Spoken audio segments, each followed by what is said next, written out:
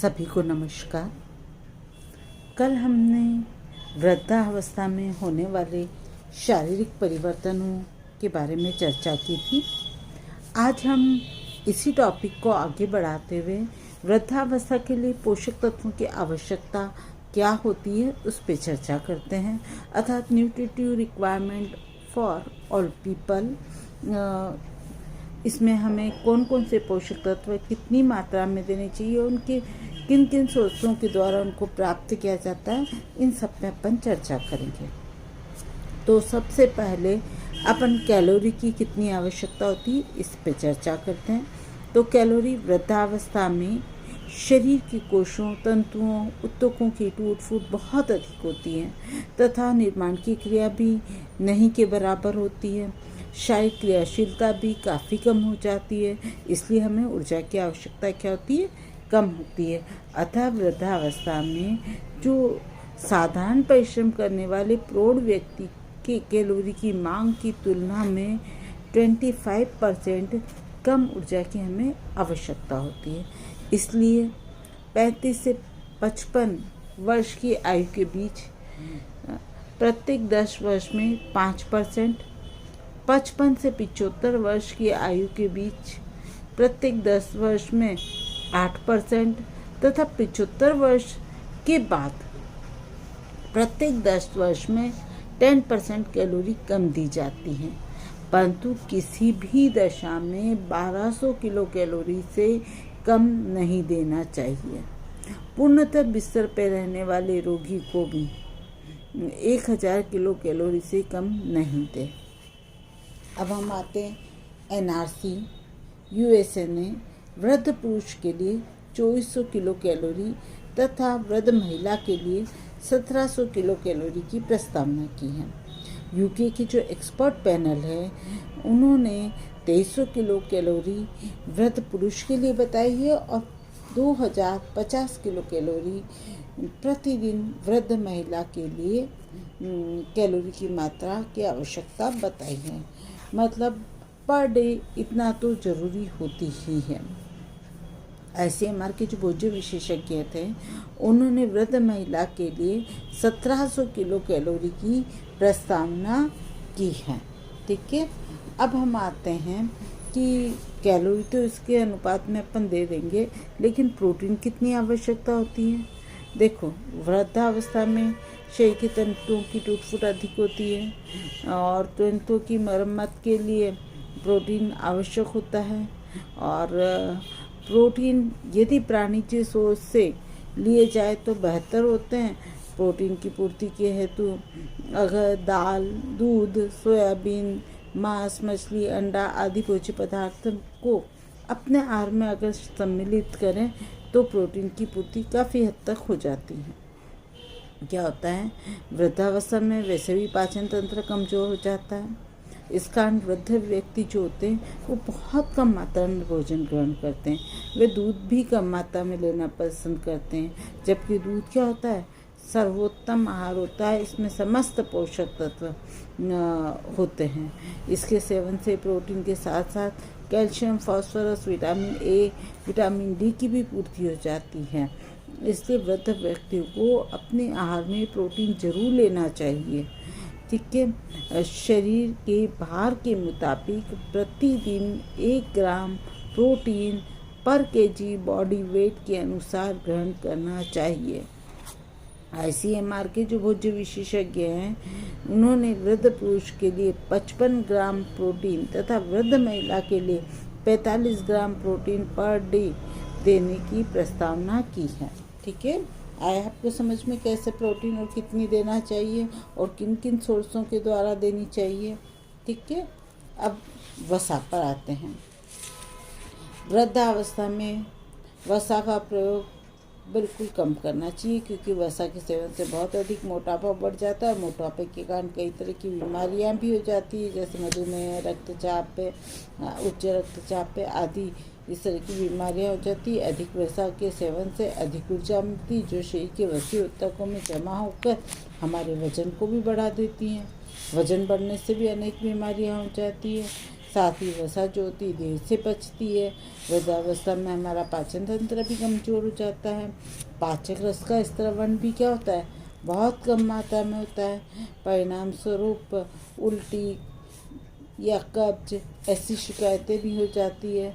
अतः वसा की कुल मात्रा 50 से 75 ग्राम पर डे होनी चाहिए, ठीक है, जिसमें भी अनिवार्य वसीय अम्ल अधिक मात्रा में हो या पर्याप्त मात्रा में हो, ऐसी ही वसा में ग्रहण करनी चाहिए। अब हम आते हैं खनिज लवण पे। खनिज लवण में भी सबसे पहले हम कैल्शियम की चर्चा करते हैं। तो वृद्धावस्था में आमाशय में जो गैस्ट्रिक जूस है उसका स्त्रवण कम हो जाता है। इसके कारण क्या होगा, आयरन और कैल्शियम दोनों का अवशोषण कम हो जाएगा तथा ये पोषक तत्व बिना एब्जॉर्ब हुए ही बॉडी से एक्सक्रीट आउट हो जाएंगे।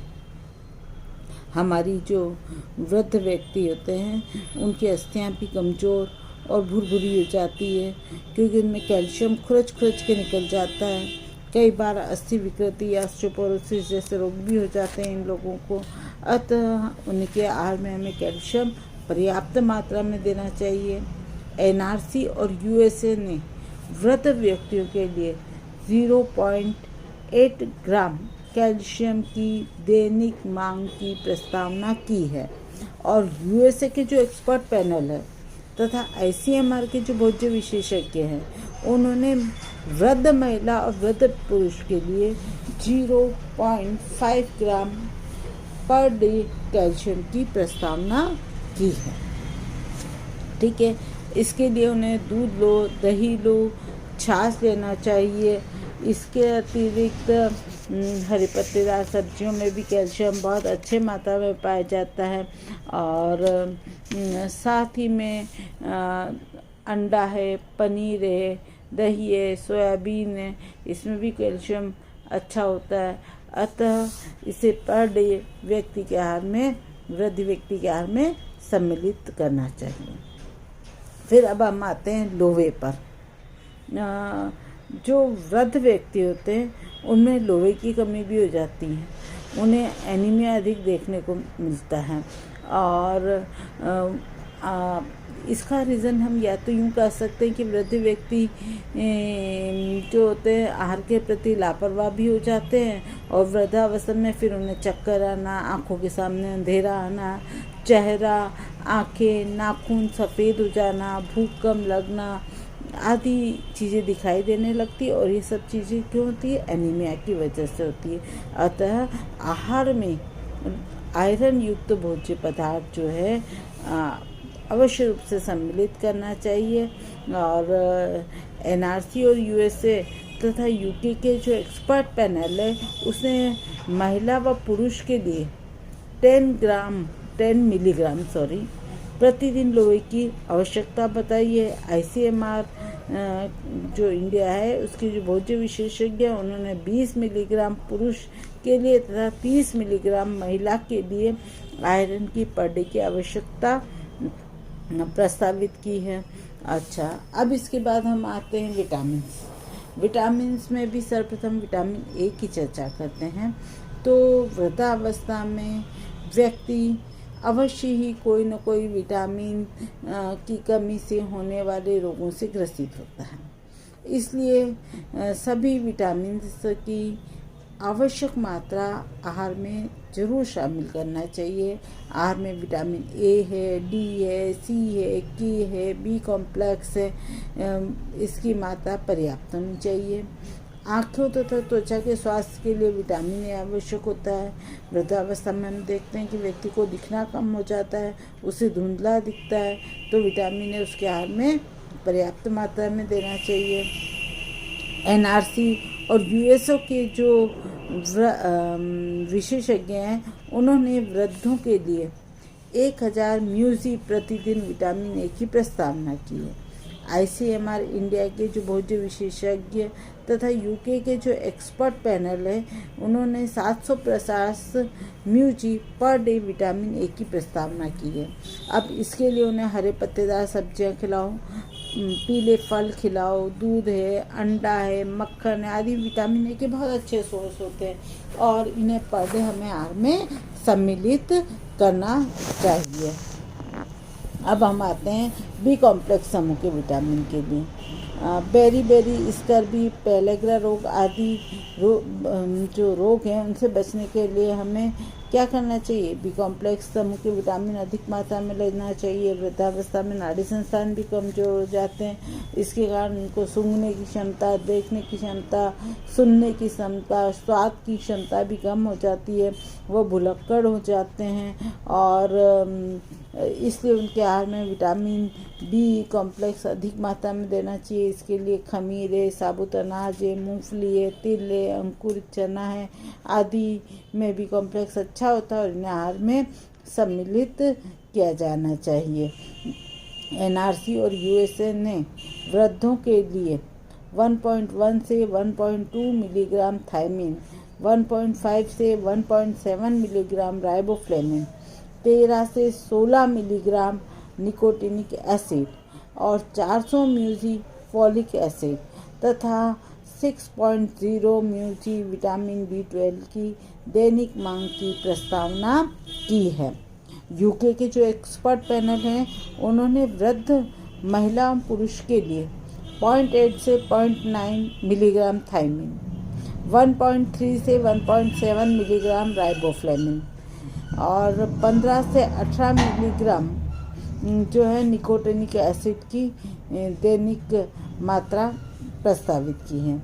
और जो ICMR इंडिया के जो भोज्य विशेषज्ञ हैं उन्होंने वृद्ध महिला और पुरुष के लिए 1.0 से 1.2 मिलीग्राम थायमिन, 1.0 से 1.3 मिलीग्राम राइबोफ्लेविन, 13 से 16 मिलीग्राम निकोटिनिक एसिड और 100 म्यूजी फॉलिक एसिड, 1 म्यूजी विटामिन B12 की दैनिक आवश्यकता प्रस्तावित की है।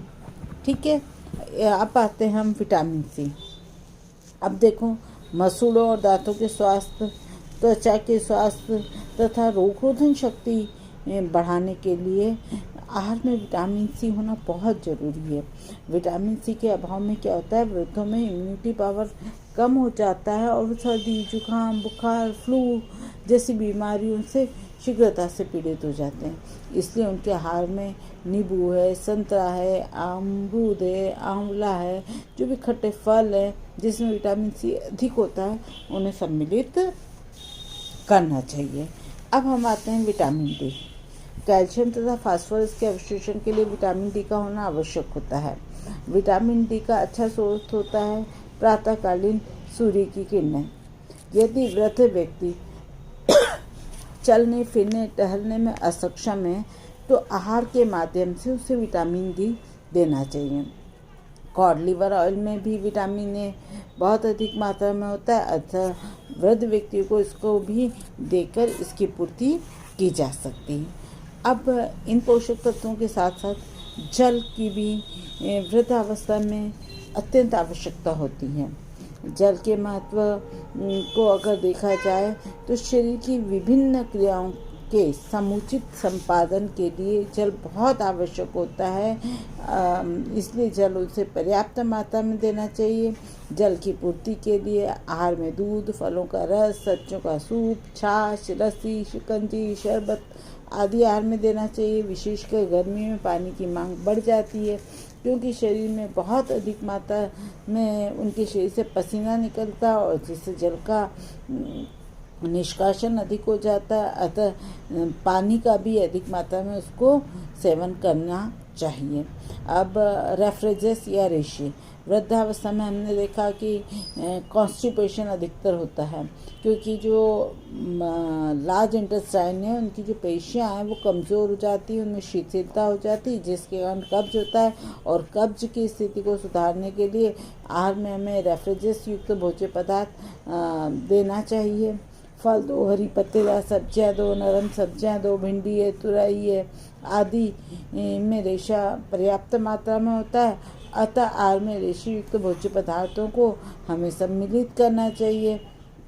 यद्यपि रेशे का कोई भी पोषक मूल्य नहीं होता है, फिर भी आहार में इसे देना स्वास्थ्य की उत्तमता के लिए अति आवश्यक होता है। परंतु वृद्ध व्यक्ति की आंतों की श्लेष्म झिल्लियाँ जो होती है, कठोर छिलके वाली सब्जियाँ, आटे के चौकोर, कठोर सेल्यूलोज, सहजन की फलियाँ आदि को सहन करने की क्षमता नहीं होती है। अतः जो कठोर हैं रेशे, उनको नहीं देना चाहिए। रेफरेंस की पूर्ति के लिए नरम सब्जियां, फलों का सलाद आदि का प्रयोग करना चाहिए। दूध में इसबगोल की भूसी डाल के भी दिया जा सकता है उनको, इससे कब्ज की शिकायत दूर होगी। इन सब पोषक तत्वों को देने के साथ साथ वृद्धावस्था का जब आप आहार आयोजन करते हैं तब कुछ विशेष बातों का भी हमें ध्यान रखना चाहिए। जैसे कि वृद्धों का आहार ऐसा होना चाहिए जो आसानी से पच जाए, क्योंकि वृद्धावस्था में जो दांत जो होते हैं वो गिरने लगते हैं। भोजन सुपाच्य होना चाहिए, समस्त पोषक तत्व उसमें होना चाहिए। बहुत अधिक तले भुने मिर्च मसाले युक्त भोजन भी उनके आहार में नहीं सम्मिलित करना चाहिए। रेफ्रिजरेस या रेशेदार पदार्थों के लिए नरम सब्जियों का उपयोग और फलों का उपयोग करना चाहिए।